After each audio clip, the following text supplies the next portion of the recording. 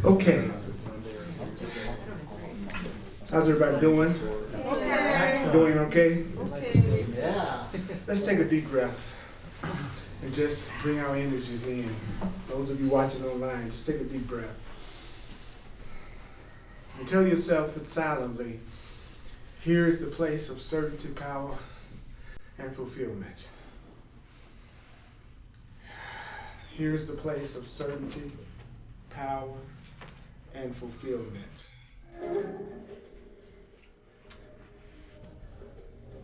Here's the place of certainty. Here is the place of power. Here is the place of fulfillment. Here is the place of certainty. Here is the place of power. Here is the place of fulfillment. Here is the place of power. Here is the place of power. Here is the place of power. Here is the place of certainty. Here is the place of certainty. Here is the place of power. Here is the place of fulfillment. Here is the place of certainty. Here is the place of power. Here is the place of fulfillment. Within this awareness lies the answer to every question you might choose to ask. Within this awareness lies the answer to every question you might ask.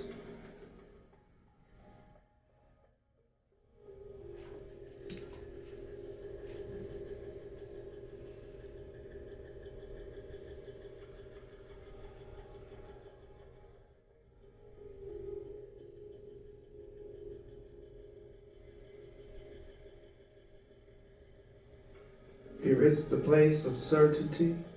Here is the place of power. Here is the place of fulfillment. Within this awareness lies the answer to every question you might ask. Within this shimmering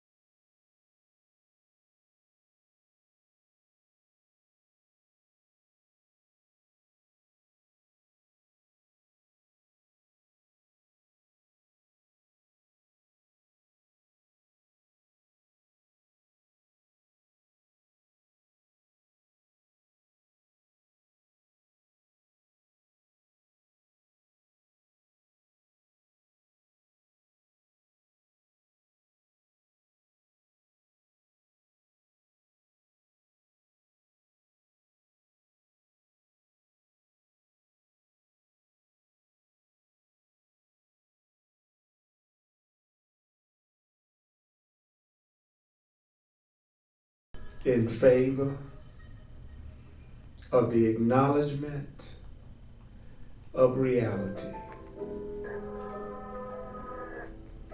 Relinquish the perception of the world in favor of the acknowledgement of reality.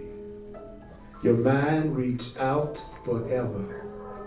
Your mind reaches out forever. Your mind reaches out forever.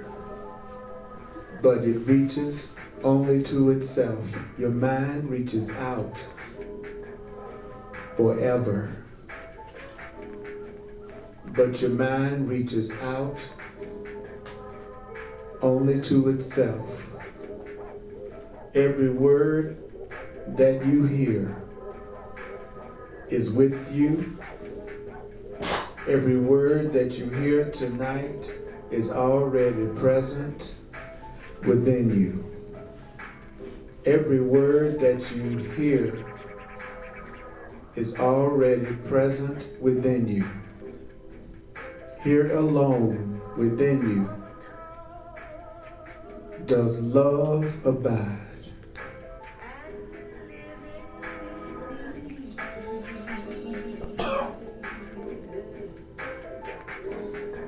There's no space for anything unlike love.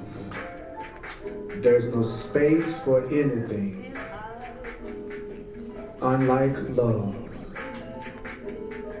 There's no space in here for anything that's unlike love. That's why every loving thought is true. Every loving thought is true. Every loving thought is true. Every loving thought is true. Every loving thought is true. Your loving thoughts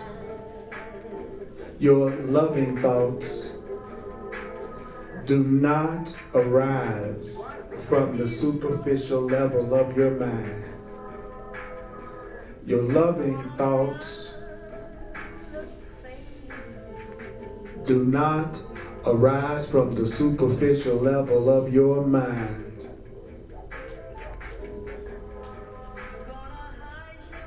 The superficial level of your mind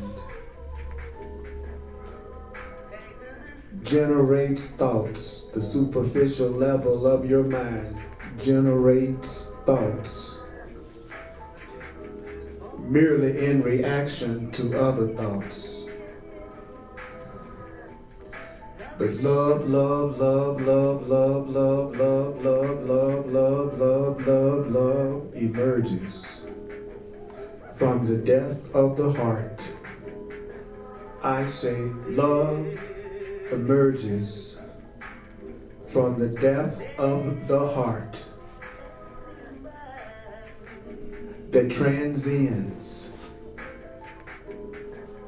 what you know to be your body and your mind, which are your feedback mechanisms. So love emerges from the depth of the heart that transcends what you know to be your body and your mind, which are your feedback mechanisms. When you think a loving thought, hear me now. When you think a loving thought, you have been caressed by the touch of God. When you think a loving thought, you have been caressed by the touch of God. When you don't hear loving thoughts within yourself, when you don't hear loving thoughts within yourself, this can mean only that you have returned to the surface of your mind. When you're not hearing loving thoughts, when you're not hearing loving thoughts, it just means that you have only returned to the surface of your mind. And you're denying the depth, the deep depth of love within you.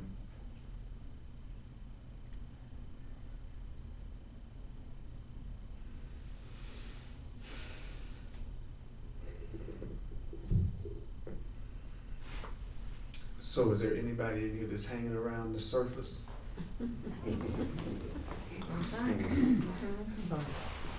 Yesterday.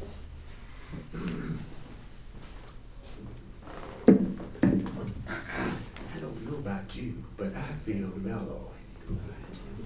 So I'm going to be mellow.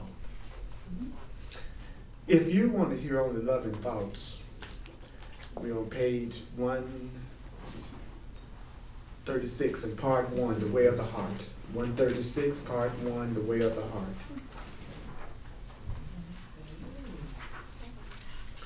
We're in a section that's called, Here is the Place of Certainty, Power, and Fulfillment. And we're also being asked to remember that you need not believe it, accept it, welcome it. Some of it might be hard to believe and quite startling. You're not being asked to judge it at all, but if you use it, you will see that it's true. So it says, if you want to hear only loving thoughts, that if you're a person that you really want to stop hearing crappy thoughts, and you're a person that you're tired of hearing worry thoughts, anger thoughts, fearful thoughts, it says all you have to do is simply observe where your attention is. If you're thinking unloving thoughts, observe where your attention is.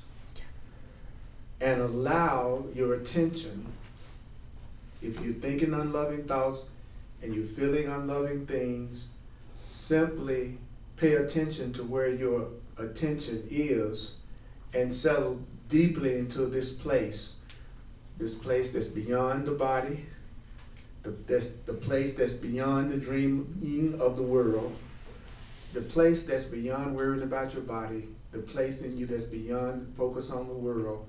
That's the kingdom of heaven. And it's inside of you. And it is so big that it's beyond your comprehension. The world you know, when you take your attention to the surface of the mind, is contained and embraced within this heart, like a dewdrop begins to be consumed by the ocean that receives it. So that's where the place of certainty is. The Course calls it, in the Course in Miracles, he talks about how when you're trying to figure out what you should do, that it would be smarter to focus on that thought, I need do nothing. And then it says, I need do nothing simply means you're going to find a place within you where the activities of your body and what's going on in the world ceases to demand your attention, which is exactly the opposite to the way that most people do when they are fearful and upset. You need to pause for inspiration. He tells us we need to back off of whatever it is for a minute that we think we are going through and thinking that's making us unhappy, and find a place inside of ourselves. I call it my psychic territorial power. It's that place where I don't care how the world is encroaching on me, there's a limit to where I'm going to let it encroach. Where I get to that point where I go, I'm through with it. I'm letting it go for a minute. So it says, this is the place of all certainty. Here is the place of perfect power to fulfill the loving thoughts with which your Creator has caressed you. Here is the way to fulfill each loving vision. Here is the source of all wisdom upon which you can draw to recreate yourself to be the presence of love or Christ incarnate. Here is the straight and narrow path that leads unto life, for life is beyond every concept you have ever heard. So what's true is beyond everything, every concept that the world teaches. And he says that even those concepts I have used to communicate with you, these concepts have been like so many fingers pointing at the moon that shines its light gently upon you. That light lives in this depth of a silent heart. Therefore, silence is the doorway to wisdom divine. So if there's something that's about you, if there's something you are upsetting yourself about, be quiet. If you're getting ready to go off and set somebody straight, be quiet. Silence is the doorway to the wisdom, to the divine. So now when I feel that little cringe that you get when you know you're getting ready to go off about something, that has become my signal to chill out, where it used to be my signal to go off. So the next time that you're getting ready to go off, be quiet. Then you will receive the wisdom from the divine. It says, remain with me here. Do not think on what you just heard. Just allow what you just heard to pour through you. So when we're studying the way of mastery, if we're being told, don't think about it, let it flow through you. And you should know that the vibrations of wisdom that these words carry will leave their trace upon you without the least bit of effort on your part. In other words, me letting these words go through me instead of thinking about them, there's a vibration that goes with these words that heal. So the very words that we're studying in the way of mastery, if we would just let these words flow through our consciousness, there's a vibration that goes with the words that heal you, even more so than thinking about it.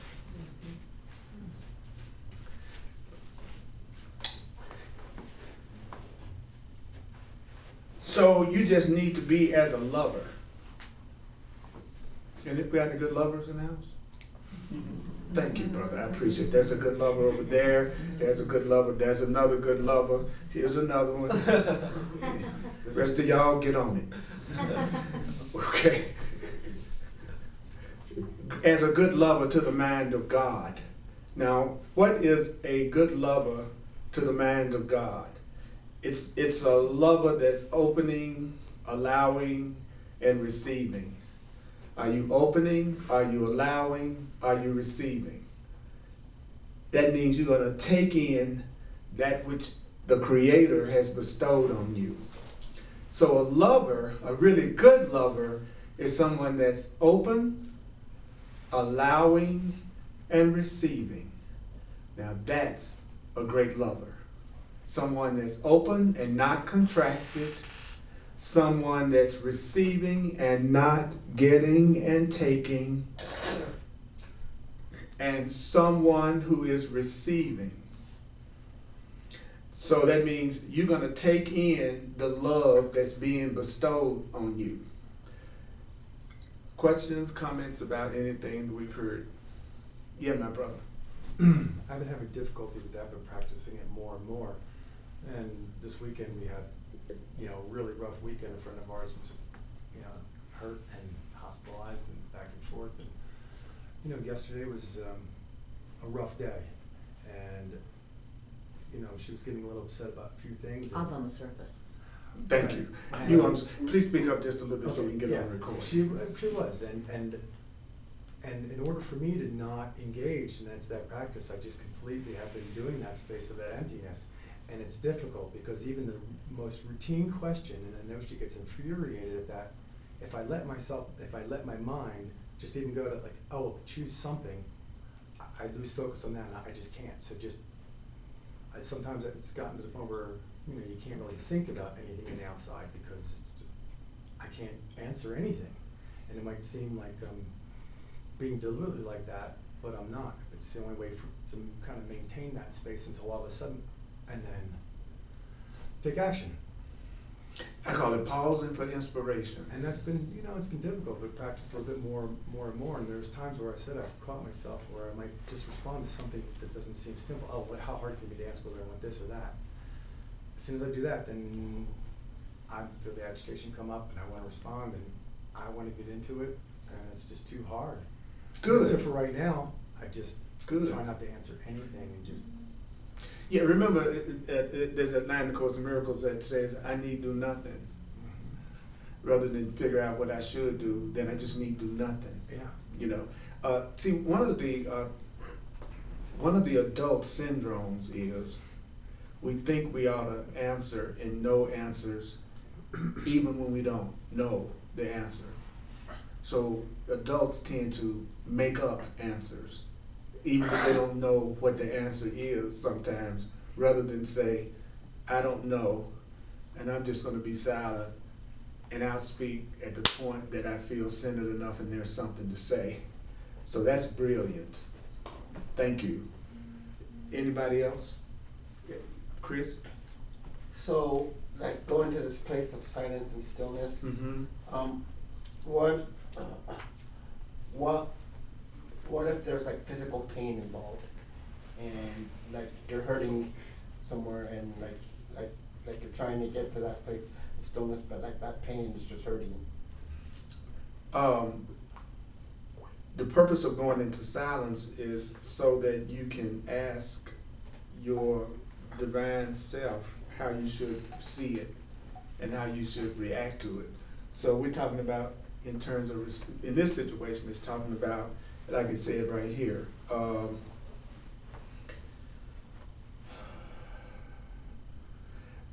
the more that when it says goes into silence, it's talking about just for a minute turning my thoughts away from the thoughts that the world has taught me to think. So when I'm most upset and when I'm most in pain is when I need to be saying to myself, the things that the truth is telling me to tell myself. That's silence, because in a sense, you are no longer saying to yourself fearful thoughts. You're telling yourself the truth. So your ego is silent. You're listening and you're telling yourself the truth. The Course teaches that we need the truth the most when we're most upset. That's when we need to tell ourselves the things that we're studying and reading the most. It's when we're most upset. Most people can say it to themselves and they think everything is going the way they want. What's the real challenge is when you're going through pain, to remind yourself that your pain is a call for love, or your pain is a defense against the truth, or your pain is a request for God's help. Your pain is as a result of I'm seeing something in a way that's not the correct way for me to see it. Pain is the proof that I'm deceiving myself about what I am. It's my way of knowing that in this moment I've forgotten that I'm love and only love. I just got something. I'm deceiving myself that I'm only a body. That's why you have the pain. Yeah. It's like the true answer to everything is the opposite of, like I love how the Course says, the truth is just the opposite of anything the world teaches. It's just that simple. It's always the opposite. If the world says we're separate, we must be joined. If the world says we're victims, we must be responsible. If the world says we're temporary and die, the truth is we must have eternal life and we're more than what we think we are. If the world says love is specialness, then love must be the opposite of specialness, and it must be all-encompassing and including everyone. World says we're a body, then we must be spirit. Because why? Because we already are experiencing the result of believing what the world teaches. That's why I always wonder why it's so difficult for people to want to think something differently than what we've been taught, because you've been living what we've been taught all your life, and you know it hasn't brought you any kind of permanent peace or happiness.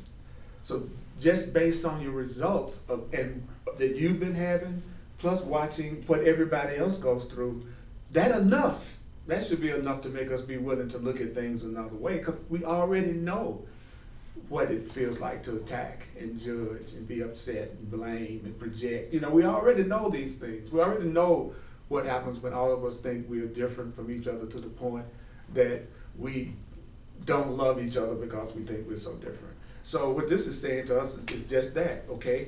Then pain could be used as a way to take me beyond my pain. If I was willing to learn how to look at pain another way, as an opportunity to remember that I'm more than a body, and that I have something greater than myself that I can call on for help, right? Yeah, but that was great. Anybody else want, this is going to be comments, it doesn't have to be questions. I just want to give everybody an opportunity to share, because that's the big part of it, is communicating. Okay, I'd like to share. Okay. In response to what you said, in addition really, is that we're seeking the eternal stillness, right? And in seeking this thing, if we were to call it a place, we could say it's at the deepest part within us. And physical pain and emotional pain I find are really linked. And both of these things are only hurdles to that eternal center. Exactly right. That's another way of saying the exact same thing.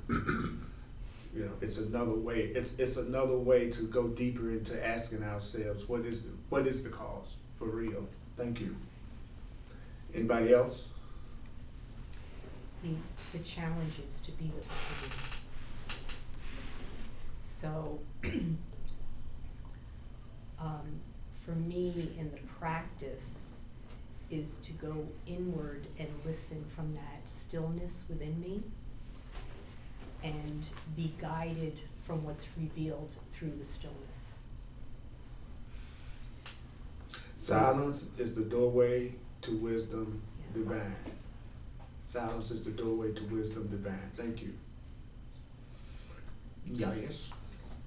Well, right now, and I think even my lesson for today for the Course in Miracles of where I'm at, and it talks about how like things in the world are meaningless, and I think that that really goes well with when we're upset, getting to that place of stillness. For me, is like I'm assigning this upset all the meaning that it has, and God didn't create a meaningless world, and so if it's upsetting me, then it's meaningless. And so then, you know, what would God have me do to reassign the meaning I've given this? Exactly. Exactly. It's like wiping a slate clean and you not writing back on it again, and letting your divine self write on it. But the thing that's such a trip is that all these books are telling us new ways of looking at whatever we're going through. All we have to do is read it, study it, and use it. That's the part that's a trip to me. It's like we don't even have to think of what the thoughts are that would be the more loving, beautiful, correct perception. That's already here for us, already. You know, the new meaning. You know, like you just said, I'm giving it all the meaning it has for me. Let me give it another meaning. And then it's well, one meaning you can give it is that it's a lesson love would have you learn. Or the other meaning you can give it is that it's my call for help and my call for healing. Another meaning I could give it is that, you know, it's an opportunity for me to see myself as innocent. So many things we're told that we could say about whatever it is bothering us other than what we're telling ourselves, that eventually would give us a new interpretation and then give us a new perception. So, all right, let's go on then. Thank you for sharing, I appreciate that. Remain with me here. It says, do not think on what you read, allow it to pour through you. Remain with me in the depth of this perfect silence. Notice how you begin to feel a gentle spaciousness, a peace descending upon you, like a gentle dove, and yet you have done nothing.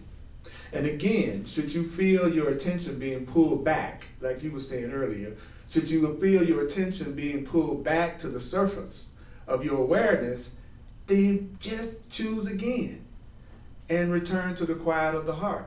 You know, you might have to choose again 100 times a day. You might have to choose again 50 times a day. You might have to choose again till you go to bed that night. I'm going back to the surface. Let me choose again to go back into the silence of the divine within me. He says, I'm loving, I'm lovable. I'm loved, I'm loving, and I'm lovable forever. I'm loved, I'm loving, I'm lovable forever. I am loved, I am loving, I am lovable forever. I am loved, I am loving, and I'm lovable forever. And anything other than that is a lie. Telling yourself anything other than that is a lie. Believing what anybody says to you other than that is believing a lie. So you'd be amazed at how many ways you might be lying to yourself all day. You may be telling yourself lies all day, and you may be allowing yourself to be in relationships with people who are telling you lies all day. If you're allowing yourself to be around people who are constantly judging you, condemning you, and criticizing you. And if you're judging you and criticizing you and condemning you, then you're lying to yourself. And the reason why I said words like lying to yourself is because your mind has already been programmed not to like being lied to. So when you call it a lie, your mind will automatically want to reject it because it's already been programmed that way. So what's so cool about this is it's working with the way that our minds are already programmed. And that's why I like saying stuff like, that's a lie, because my mind doesn't want to believe a lie. So if I call it a lie to allow myself to believe any unloving thought that I'm giving to myself or anybody else is giving to me, my mind automatically wants to shut that out. You see what I'm saying? But you can say it in cute ways, but the cute ways don't necessarily work with the way your mind is already programmed. If you say it's just in divine order in some situations, that could be a way for you to make it okay what you're hearing and what you're telling yourself. Oh, it's in divine order. He just called me a lie. He told me a lie. That's in divine order. But that's where your mind's going to go, oh, it's in divine order, I accept it. So sometimes trying to be positive may sound really sweet, but it's just reinforcing the very thing that you're trying to let go of. If your mind is already programmed to reject lies, right? When you say everything is the right way and all paths are the right path, that sounds great if you knew you were going to live forever. But you don't have time enough to try every path. You'll die before you get around to them in time.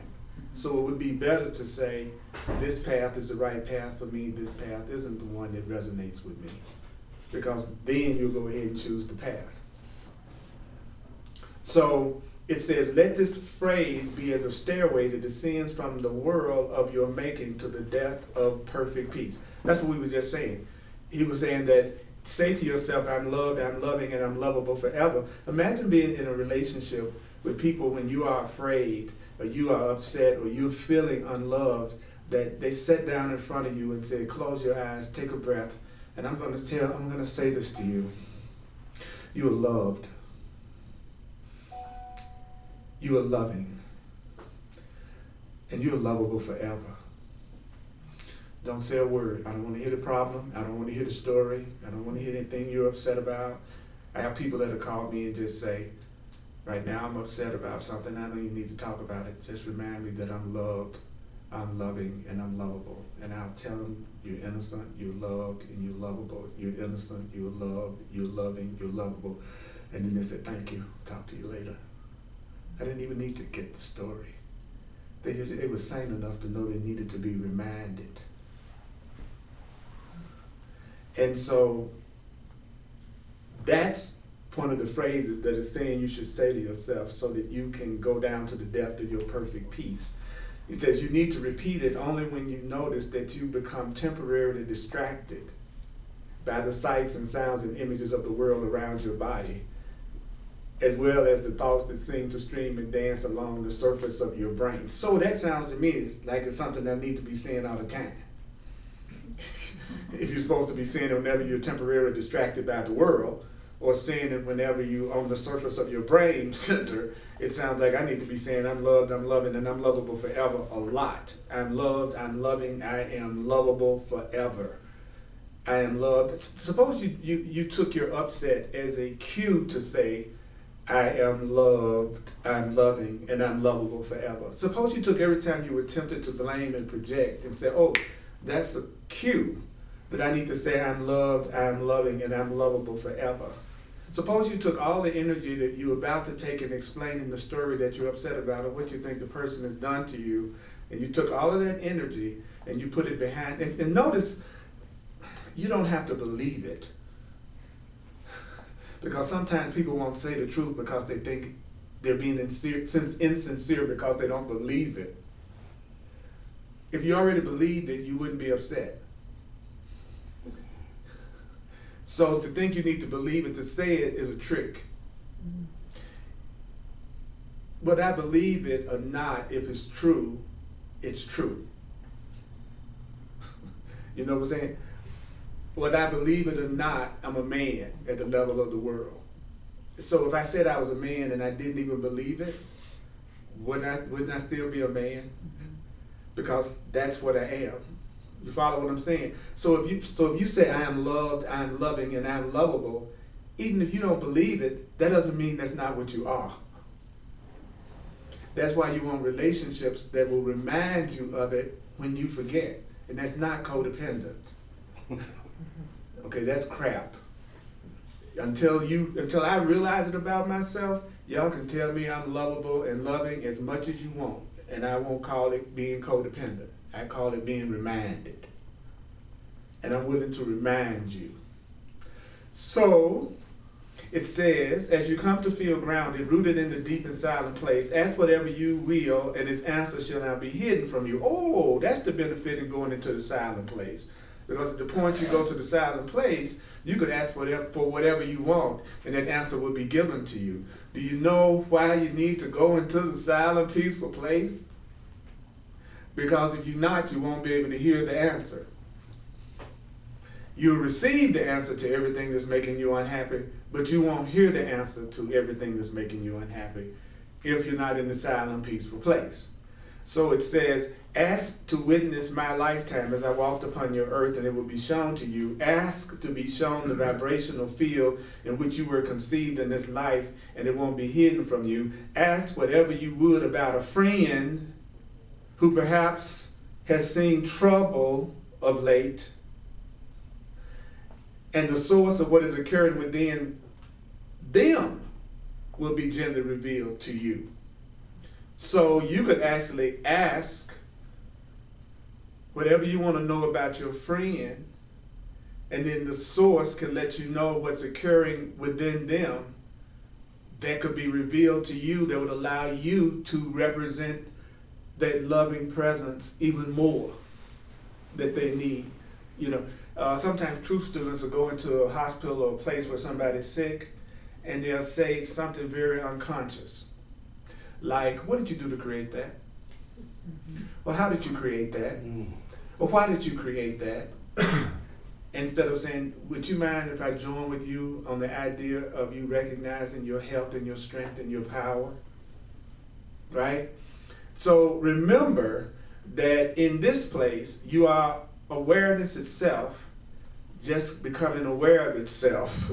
You are awareness becoming aware that you are awareness. And that awareness, that consciousness, lives equally as the essence of each and every one whom you know and love. So what does that mean? It means that your love of them is what's binding you to them in the depth of a quiet awareness. What does that mean? It means that we are all equal, which means all of us are equally powerful, which means all of us are equally creating our experience and our perception of our experience.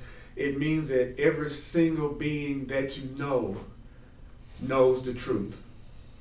And every single being that you know is in different degrees of being in denial or hiding that from themselves. So if you really want to be helpful to everybody around them, never see them as weak. Never see them as a victim.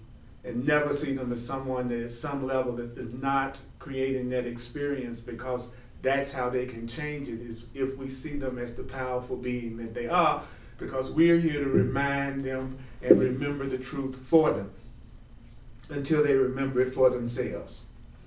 That's deep. So empathy doesn't mean to join in the suffering. Being empathetic doesn't mean joining in the suffering. Being empathetic doesn't mean you join in their suffering. Being empathetic means you don't join in their suffering. That's true empathy, is you don't join in the suffering. You stay as a very obvious alternative that they could choose that's available to them. I used to think empathizing was somebody agreeing with me and joining in my suffering. And if they didn't, I would feel like they really weren't being my friend. But actually, I do it opposite now. I go, I'm going to tell you something that I'm making myself very unhappy about right now, and I really need to share it and talk about it, but I only tell you about it under one condition. What? I want you to laugh at it.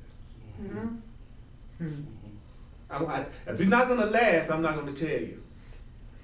Because I'm already making it real. I don't need you to make it realer with me. So if you're going to get all, serious about it with me, then I'll just keep it to myself. I won't share it, because when you share something, you make more of it anyway. So if I am going to share, I only want to share with somebody who remembers I'm not the victim of what I'm going through, not somebody who wants to join in with it. Sympathy is codependent as opposed to... What'd you say? Sympathy is codependent as opposed to empathy being maybe interdependent, like you said. Compassion is what's called for. I used to tell people, if there are starving people in Africa, let's say, and as a truth student, you are constantly feeling bad for them, and you think that somehow this makes you a good person because you're feeling sorry because they are starving. but at the same time, you're not seeing them as powerful, you're seeing them as a victim, and you're not sending a care package or making a donation in any kind of way. Please tell me how you're helping them. If you're not going to share physically and you're not led to do that, at the very least, see them as loved, as loving, as powerful, as connected to source, and not victims of the world that they see. That's the least I can do. Because then I'm joining minds with them, and I'm joining minds with their strength, the idea that they're strong. And then I ask the Holy Spirit or the higher self, what do you want me to do? Where do you want me to go? What do you want me to say? What do you want me to do, Spirit? What do you want me to do? Spirit might say, just pray for them, or Spirit might say, send some money, or Spirit might say, whatever. The actual answer that you receive will always be individual to you. That's why there's no cut and dry answer to that about what you should do. There's some people when I pass by them who are standing with the sign, I feel absolutely compelled to share something with them. There are other people standing on the corner that's asking for help, and I don't have any inclination to do anything at all, and I don't make myself feel guilty about that. Because they don't need no guilt. Okay?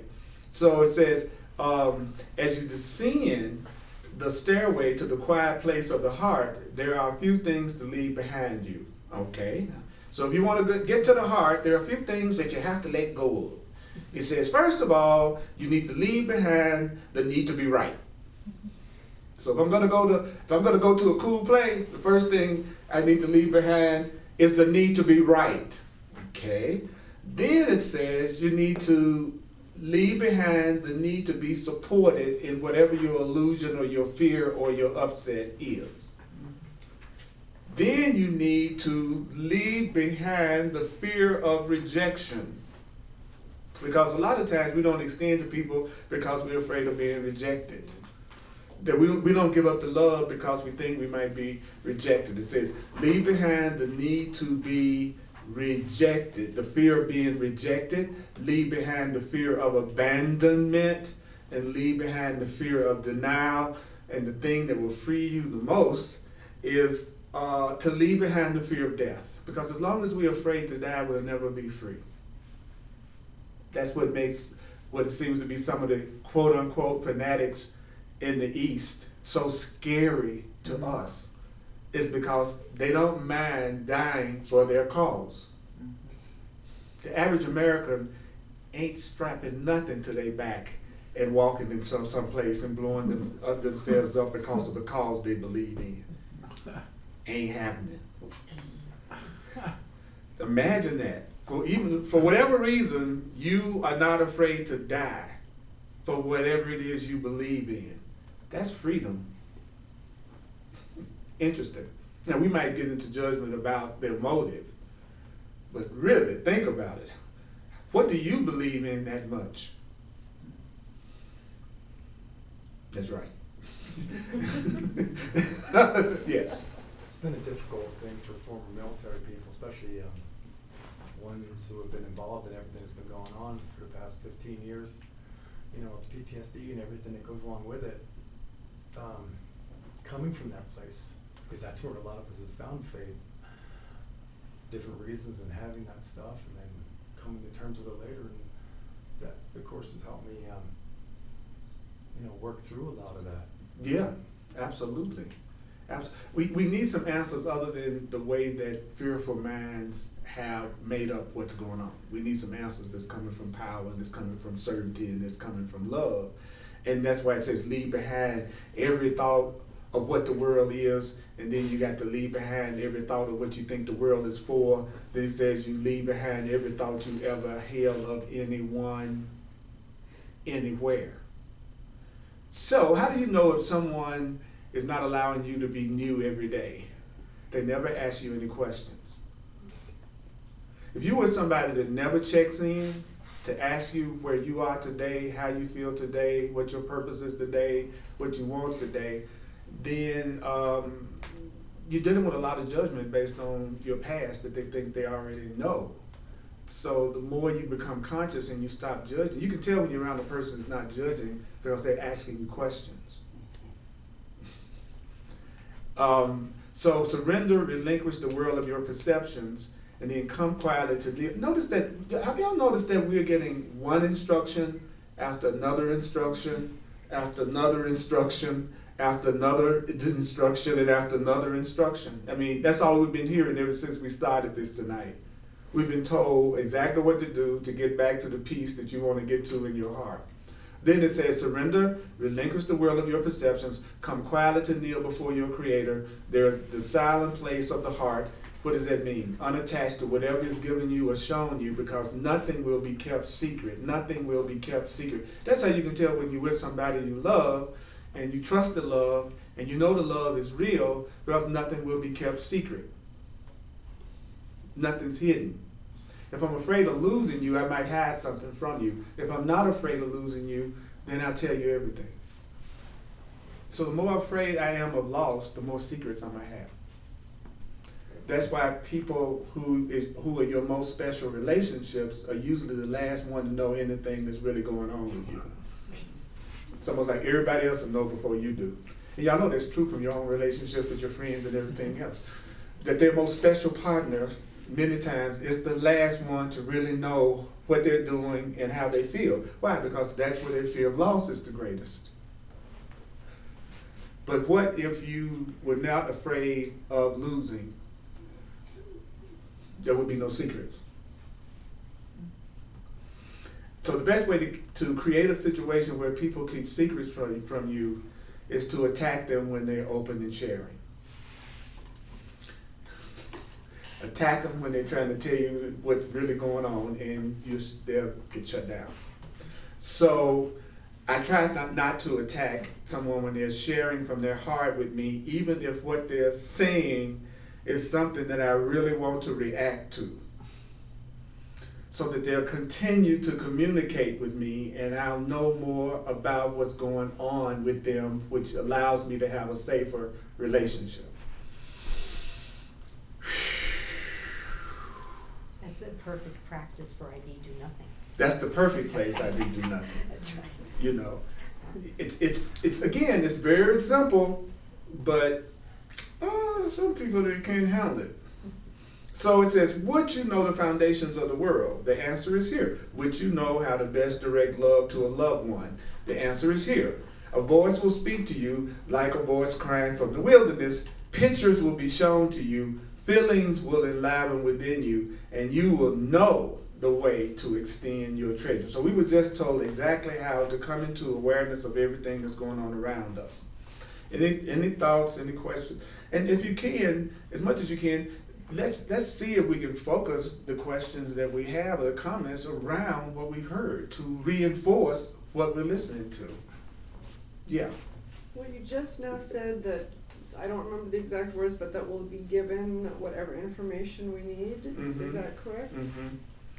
Yeah. What if we're not given the information? What if I'm being silent and I'm listening and I'm not getting any answers, and I guess I must be doing something wrong? You don't need it. If you have not heard the answer, be honest with yourself and ask yourself this question. Have you left behind the need to be right? Have you left completely behind the need to be supported in your illusions? Have you left behind any fear of rejection, abandonment, denial? Have you left behind every thought about the world, what the world is and what it's for? And have you left behind every thought that you have about this person or this situation? Have you surrendered and relinquished the world of your perceptions? And have you come quietly to kneel before your Creator? It sounds pretty hopeless to me. Yeah, that it's on. Who's at that level? I mean, Well, it would be no yeah. point in being here if we were already at that level. So it's telling us how to get to that level. And it says the way you get to that level is to start with the silence that you said. Yeah, because I try not to beat myself up when I don't get the answers. Well, readiness is not mastery. Readiness is not mastery. Readiness is not mastery. Readiness is not mastery. That's one of the biggest errors we make. We think because we hear what we're hearing in this book that we should be able to do it immediately. And you know you wouldn't go to a flight school and expect to know how to fly a plane the first day you go. None of us would. But we put that kind of pressure on ourselves as soon as we hear the truth. Immediately. It says I should be an unconditionally loving person. Oh my God, I just want to run somebody down today. So how could I possibly be a loving person? No, this is the direction you want to go in. If you want to be a loving person above all else, then you'll be given everything you need to allow you to reach that level of consciousness, and you'll be given the instructions about how to do it. And it starts out with saying, I'm loved, I'm loving, and I'm lovable. You see what I'm saying? Our ego is going to always, remember this, your ego is going to always try to make you feel that what you're trying to do is hopeless in order to maintain the level of consciousness of fear that you're already in. So as soon as you go to, it feels hopeless to me, that's purely the ego talking, 100%. Absolutely. Absolutely. But I feel good about not giving up. I don't give up. I've got a timer on my phone that every 16 minutes it asks me to ask Holy Spirit, what would you have me do now?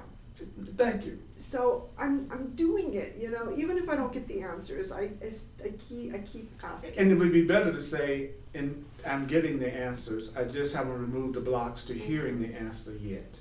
And sometimes I guess I get answers, but not as consistently as I would like. Yeah, I'm consistently getting the answers, I just don't hear them as much as I would like. Yeah.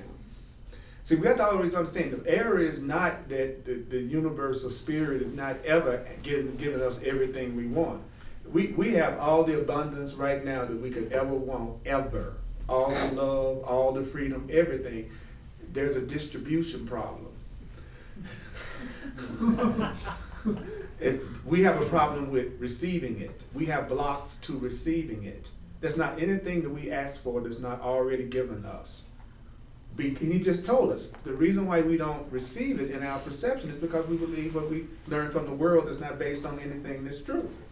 And we heard it over and over and over and over and over and over and over and over and over and over and over and over and over until we accepted it as true. And then we're creators, so as soon as we accept something as true, our perception only sees that.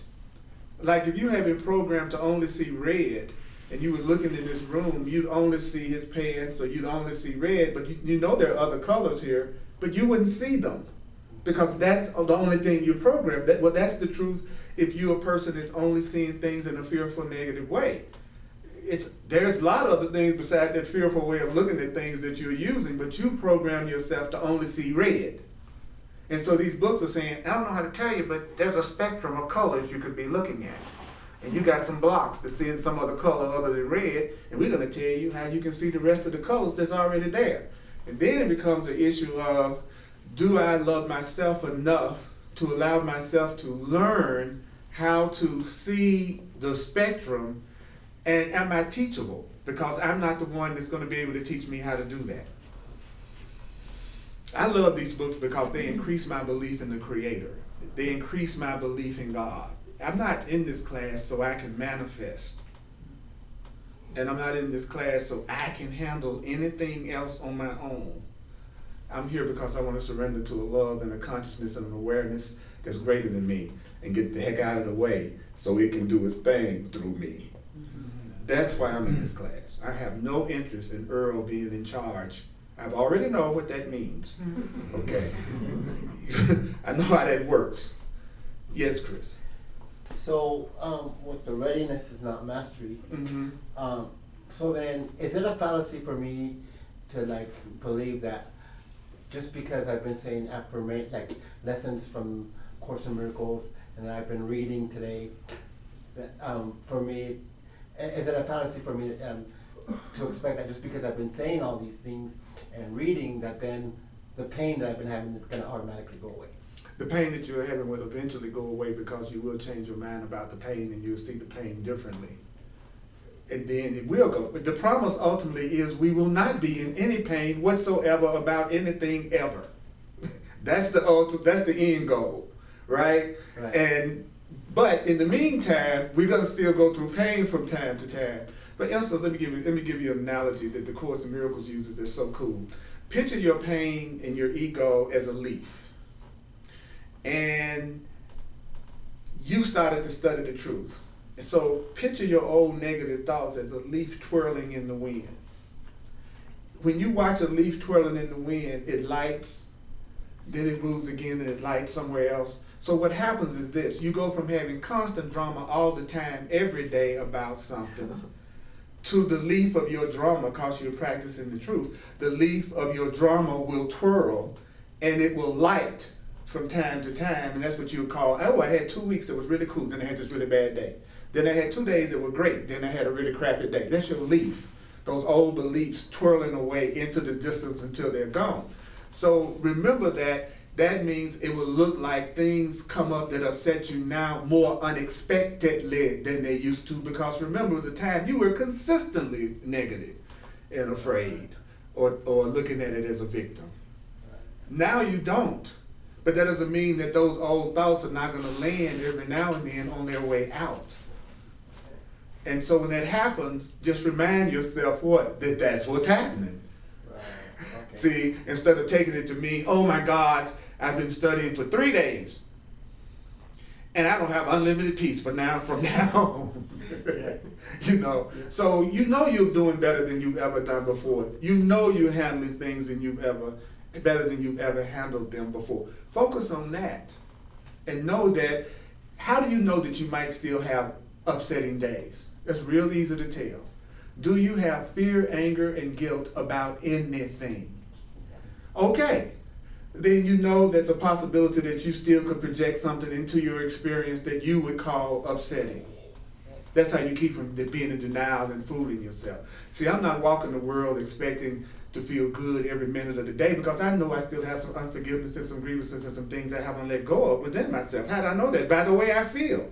So I can't be shocked when something doesn't go the way I want it to go, when I know from my own feeling that I still have unresolved issues in myself, and the outer is going to be a reflection of what's going on within me. So that's how you keep from fooling yourself. Now, if you're totally clear and you're cool about everything and you have no fear about nothing and you feel in your oneness with everything, you're probably going to have a consistently great day every day. But if you know you don't feel that way, then don't expect yourself to always see things in a loving way yet. Then you'll be more gentle with yourself. Yeah. Don't be another one of those good people that's complaining because there's always something bad happening to them, because they don't realize the part they play in creating it. It's great. The Course in Miracles says that an attack thought, that the world is reflecting back your own attack thoughts to you when you think you're being attacked. And so many people say, well, wait a minute, I don't ever have any thoughts to attack anyone. I don't have any desire to attack anyone. I don't have a desire to hurt anyone. But yet people are always attacking me. Well, do you have the belief in being attacked? Well, yes. Hello, that's an attack thought. So the thought of being attacked is just as much of an attack thought as the thought of attacking somebody. So if you're a person walking around all day thinking that people can hurt you, but you're a nice person, that's still you walking around with just as many attack thoughts as the person that walks around mugging people. That's why the perpetrator attracts the victim. They both believe in attack. There are answers, very simple answers, very powerful answers to everything we wonder about every day that's already given. But if I'm not ready to have peace yet, I'll never hear the answer yet. I'm ready to have peace. Are you? Oh, yeah. Well, you know you're jiving if you don't study, right? You know you're jiving if you never pick up any type of a curriculum or course or anything to remind you of the truth ever. See, that's the other thing, right? That we need to get out of denial about where we're at. How do I know I'm sincere? Because I have symbolic gestures that I'm doing, just like you were saying, just like you were saying, every 16 minutes my watch go, okay, you dead serious. Because you're doing something to show you have faith in what you're trying to do. Most people who are miserable, they just complain. They don't do anything. They just complain. And they're innocent, and they're cute, and they're loving, and they're lovable, and they're miserable. So if you're one of those people, stop jiving yourself. You're not sincere yet. But you're innocent, and you're cute, and you're wonderful, but you're kidding around. You haven't really reached your limit yet. But you will. Isn't that great? You will. But I am not going to wait for you. I love that. There's this line goes where Jesus says, how you put it, basically he was saying, I'm not going to wait, but I'm ready to accept it, you, whenever you're ready. You know, like, let's say I have a grievance, somebody's got a grievance with me and they're mad at me, but I know that I'm innocent. I'm gonna still go about my day and do everything that I'm gonna do as if I'm innocent. And if they change their mind and they wanna be loving with me again, then I will start with them exactly where we are, back in peace again. And I won't spend another day talking about what they did in the past or what we thought happened between us. But in the meantime, I'm not gonna stop my spiritual development and my growth waiting for them to decide to do it.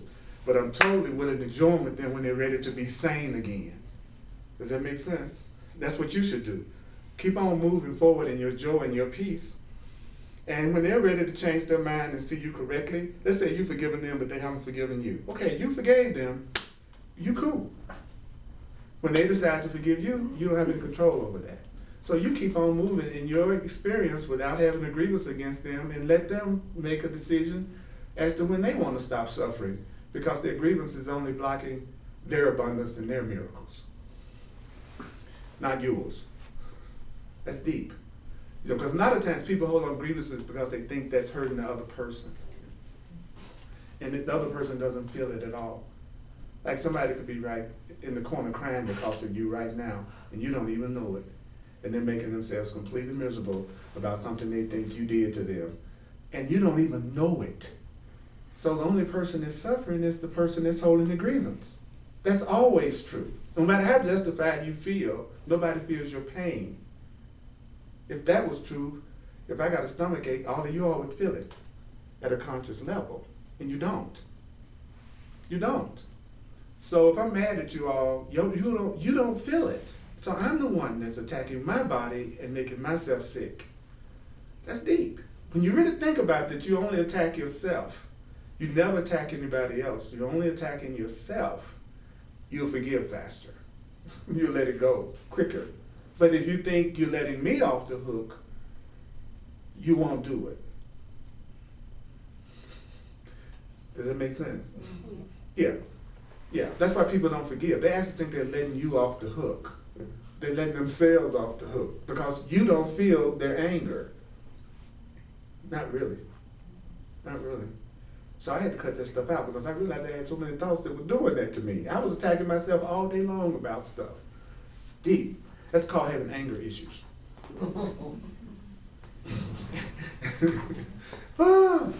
All right. Anybody else want to share anything or a question about anything or whatever? Yes, you had a minute ago. If I don't know how to put this.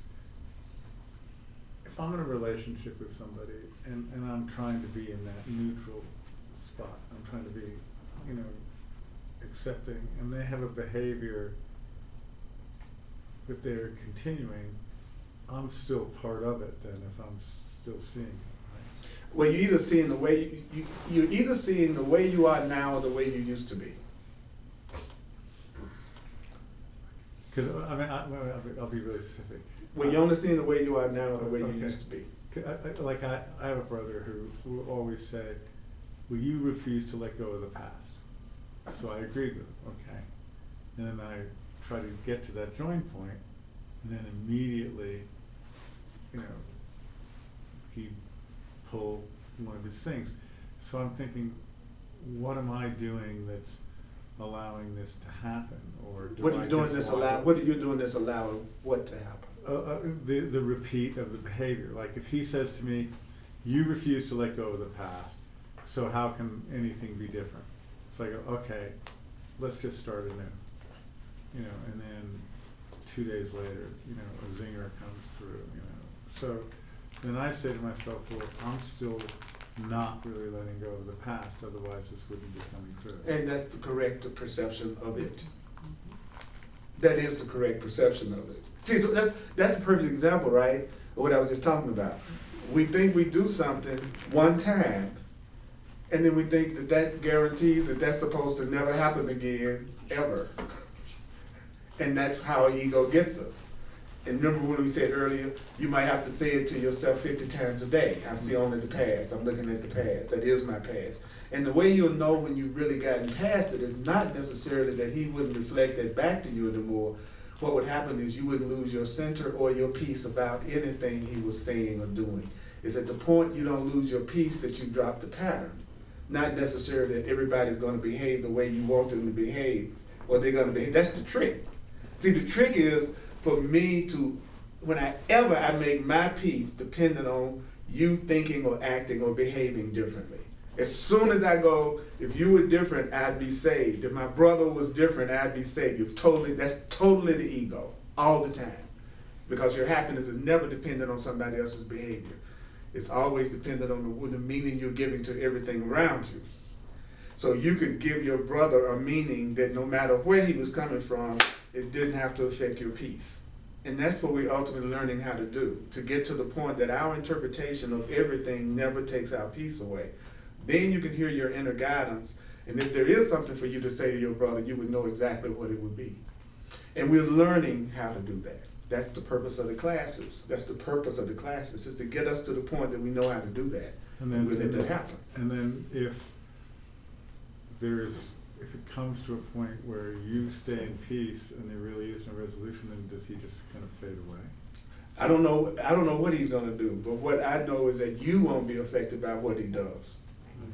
That's all I'm saying. You know, it's now my experience is, and this, I don't know about anybody else, but what I noticed was the more I would change my mind and take responsibility for what I was experiencing, people around me that I thought would never change just started to miraculously seem to change. So I went, could it have been me? Since all of a sudden my uncle that never hugged me was hugging me, or my sister who never spoke to me was speaking. I noticed as I let go of my grievances and my misperceptions, my physical world just seemed to change until it's gotten to the point that there's not one single solitary soul that I know of in my personal world that I'm in conflict with at all, including relatives. And I remember when I would have told you that was impossible, that I could be in total peace with everybody in my world completely. But all I knew that I did that I don't see other people do is I took responsibility more and more for what I was experiencing, what I was seeing, and asked for help and asked for guidance and did what these things were saying. Does my ego still come up? Heck yeah, as long as you see me, I'm learning. But what's different is that I will use the tools faster than a person who's just starting. That's the only difference I see between me and someone that's just starting this stuff, is they're still doubting the validity of the tool. I've accepted that the tool works. I just need to learn how to do it better and better, which is different. I'm not arguing with this. I'm not listening to this from the perspective of this might not work, or this is hopeless, or this isn't true, or this doesn't work.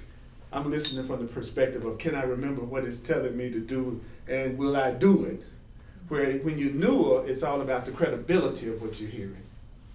So a new person is usually listening from, do I buy this or not buy this? I'm the person that bought it, that's trying to read the instruction manual to use what I bought, which is different from being in the store saying, do I want this or do I want that? I went, oh, I want that. Now I'm learning how to operate it. That's different. That's why I always pray that everybody I know will find the thing that moves them enough to do it. And that's why there's so many variety of paths. So that there's one out there that really will motivate you to do it. It won't be something that you do every now and then. You'll be every 16 minutes on your alarm to go off. So what is that for you? What is the path for you that would inspire you like that? It might not be this. It may not be the course, but I guarantee you there's something. Isn't that great to know?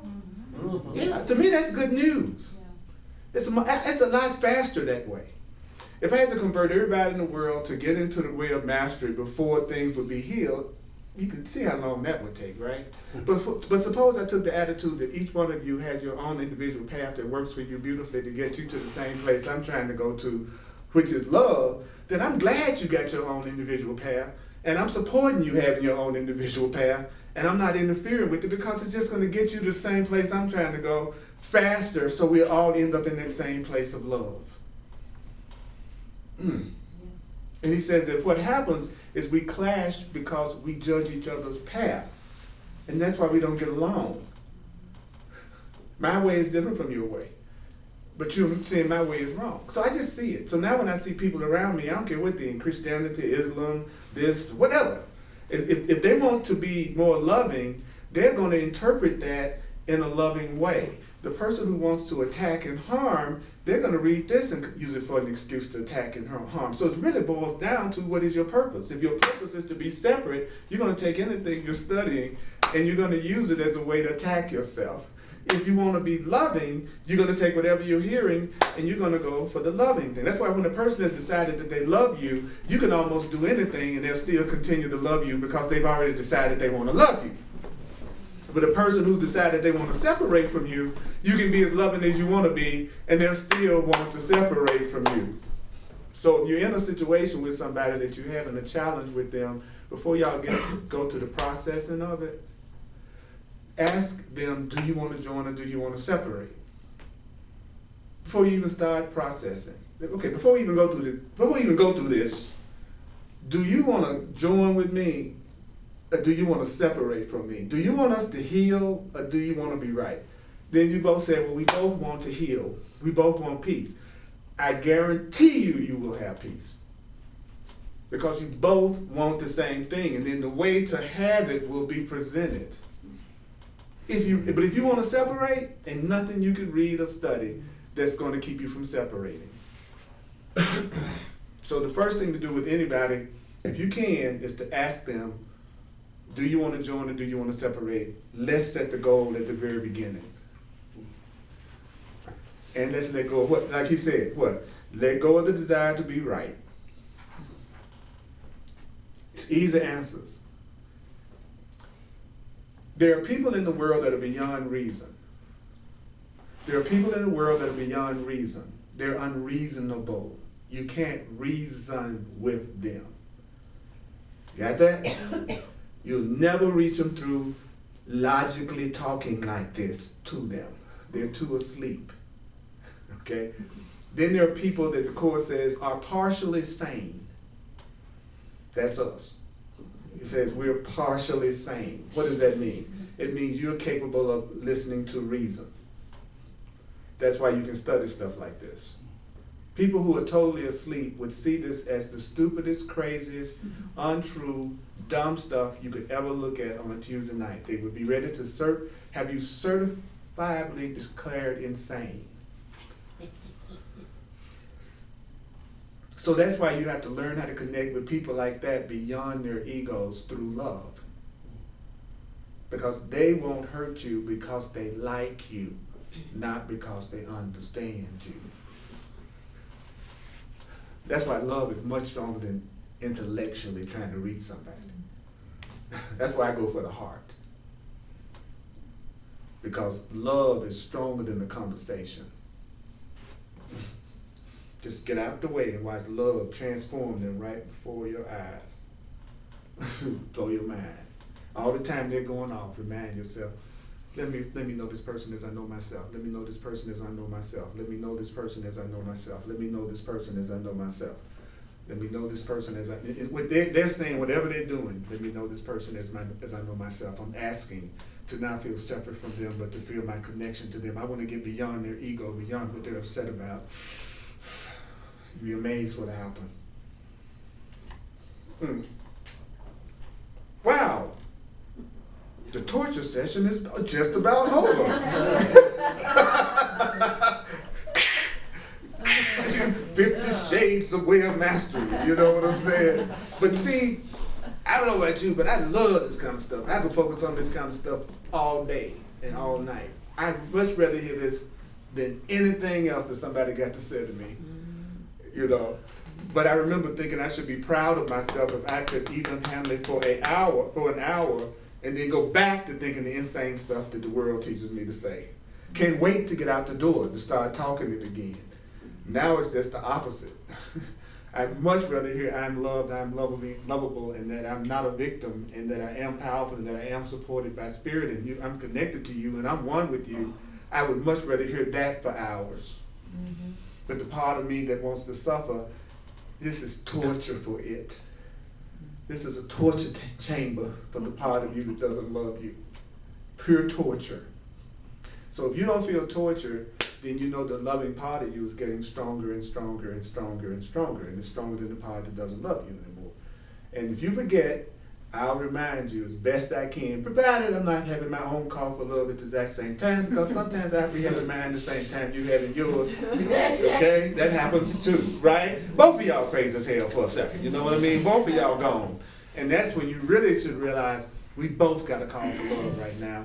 And if you can get to that place of sanity to say, let's give ourselves a little space for a minute and then come back together when we're more centered, that would be the smartest thing that you could possibly do when both of you are crazy at the same time. To get yourself, get back off from that's called separating to heal. That's perfectly okay, because you're not your bodies anyway, so your minds are always joined, whether you're physically around each other or not. So, we're not hopeless, we're beautiful, we're loved, we're lovable, and we're valuable. Can we acknowledge ourselves for hearing that part that much for us? That's what we are. That's what we are. Absolutely. All right, let's do the financial expression of appreciation. I appreciate that. Thank you for sharing. If you're online and you want to make a financial expression of appreciation, because I'm a full-time teacher of this stuff, and I appreciate everything that you all have shared with me, just go to my website, earlpurdy.com, earlpurdy.com.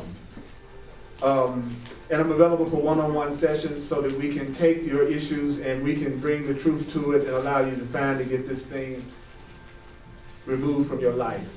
So those who would like to do that with me, call Clarity Sessions, go to my website, it explains it completely, and we can do that whether you're local or whether you're anywhere in the world watching this, because there's no greater joy and nothing more fulfilling to me than being truly helpful to people who want to wake up, because it's waking me up. So that's my joy.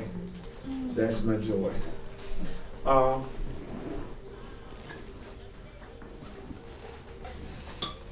So before we walk out into the dream again, go back out into the lab, is there anything, also those of you who would like to be on my contact list so that you can get links to the videos sent to you once a week so that you can listen back to the classes, then make sure you put your name and email. And if you go to my website, you can also sign up for it. Again, repetition is the key. It was repetition that made us forget the truth about ourselves. It's going to be repetition that helps us remember it. What's cool about it though is it won't take as long for you to get back to your right mind as it did for you to get into the mind of fear. Because your right mind is stronger than your fearful mind. And the whole universe supports our awakening. But we have to make ourselves miserable by ourselves. Because nobody else is really sitting around trying to figure out how to make you miserable. You know, I know I'm not. I bet you nobody else in here is doing that, really. Think about it. So we're not helping you. So you got to do that all by yourself. You got to choose the wrong job. You got to choose the wrong partner. You got to choose the wrong financial decisions. You got to choose the wrong. You got to go out of your way to keep yourself miserable, because the universe isn't helping you and nobody else is really. You're not going to walk out the door and ISIS is going to cut your head off. It ain't happening. So it's so funny because the court says that the world is based on the idea of fear. And so it's all about frightening us constantly. And that's what it is. Every minute, it's something to be afraid of. Every second, it's some new thing to defend against. Watch out. Because it keeps us feeling separate.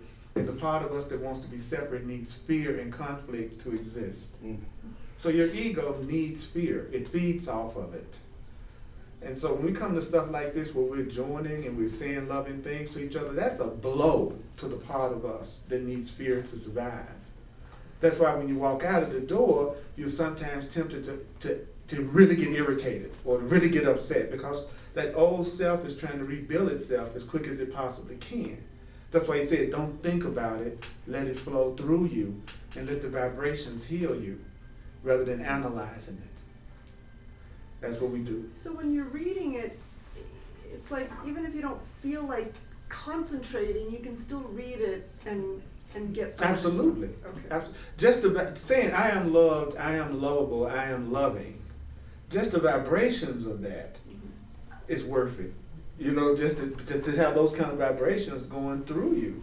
That's why I love to engage in conversations with people who are saying those kind of things or wanting to, because it's our vibration that's determining what we call to ourselves.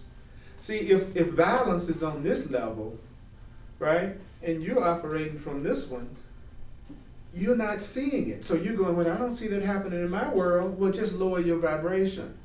It'll be there. And so that's why people who have lower vibrations think people who have high vibrations are saying stuff that sounds Pollyanna. And not because in their reality, they're seeing violence because that's the fearful level they're on.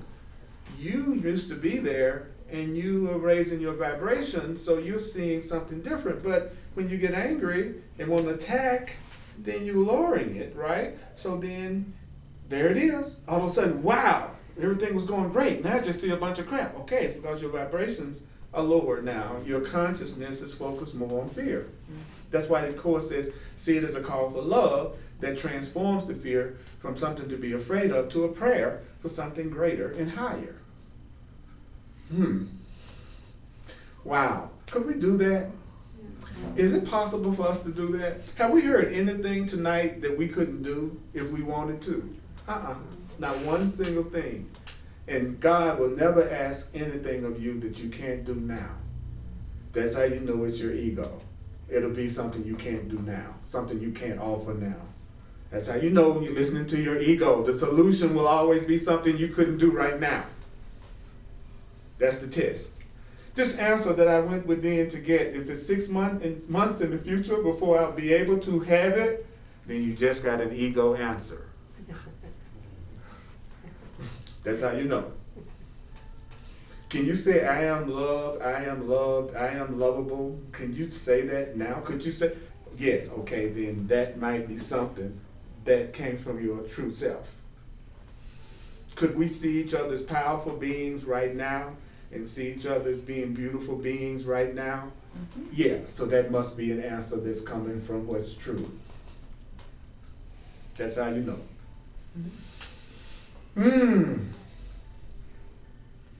Let's take a breath.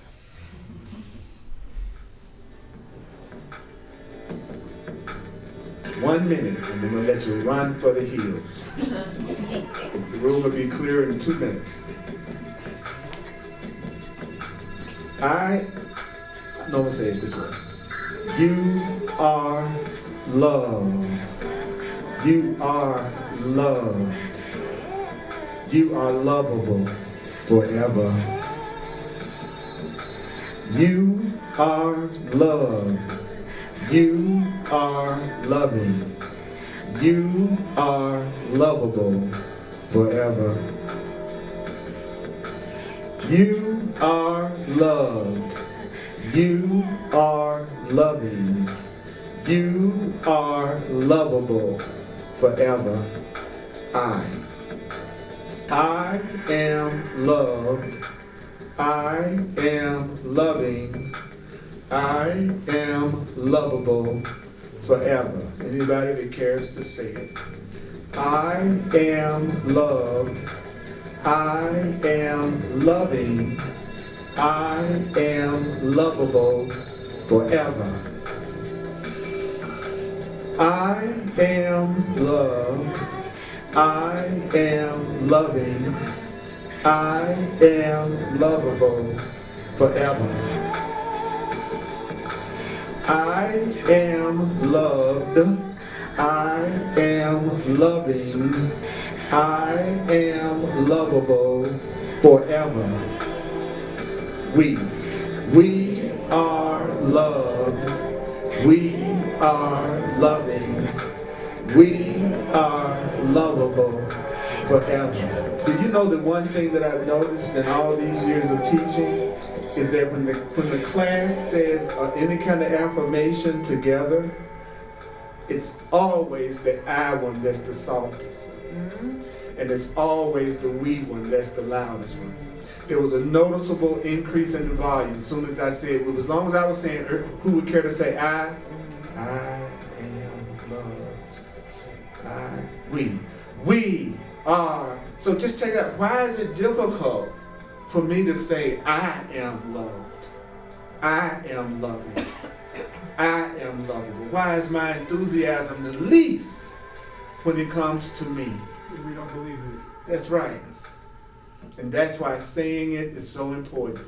The one who believes it the least, I would encourage you to be the one that goes past that block to claim it for yourself, even if you don't believe it. You deserve it. Thank you for coming out, Holy Spirit. Thank you for letting yourself hear the truth about how loving and loved you are. Hugs are available, and also